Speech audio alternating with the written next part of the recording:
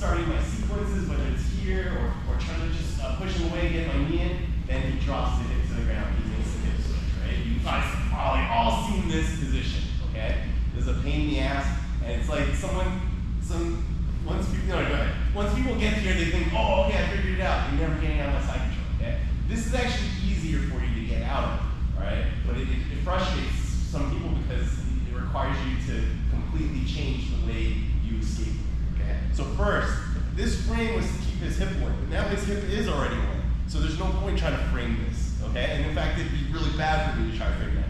But instead, his other hip is now closer. So I want to frame, as he makes the switch, I want to drop my elbow. I want to get my elbow as much as I can under his hip here. That's the new frame, okay? My other hand, I'm still framing his neck, but what would be better is if I could frame his arm like this, all right?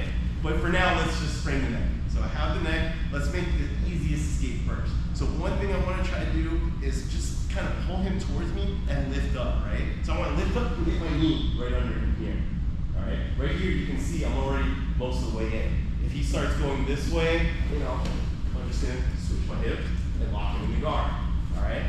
If I'm really good, especially like if it's a no gi, I can probably get the leg all out in one shot. But in gi, the friction is too much, so you gotta get that little extra push. So let's do it again. So I'm here, I'm framing, he switches, I'm immediately dropping. Notice he was smart, he wants to pull my arm up. I'm not gonna let that happen, okay? From here, I'm gonna grab material so he can't pull that arm out.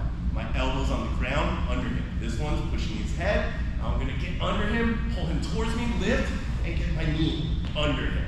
So all I need is just a little bit of space to get to this position. From here, I can get up, start attacking this way. He's gonna start fighting. We have a full fight, but I'm pretty much out of that situation, okay? I can create space, get my leg out. There's a million things I can do, but it all starts from getting to here, all right? Next, I can work on kind of breaking his balance, okay?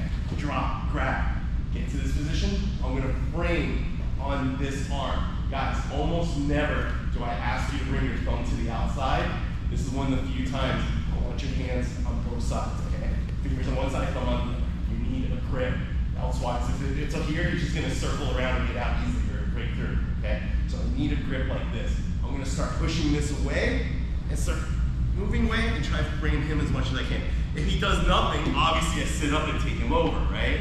But what he's gonna do is switch back, and as he switches back, right back into guard. So expect that behavior that you're ready to shoot that knee and go right back in, okay? So the key points, drop that elbow before he pulls it up, all right? You're gonna win that match. You should win that match. If he starts pulling, you can pull at angles, but get that elbow under his lower hip, all right? Other hand, frame his neck. If you're gonna go for like the little elevation to get your leg in, or frame his tricep and try to get him off balance. And as he switches back, do your traditional escapes. All right, anyone need to see that again, or anyone have any questions? Fascinating. Yeah, absolutely.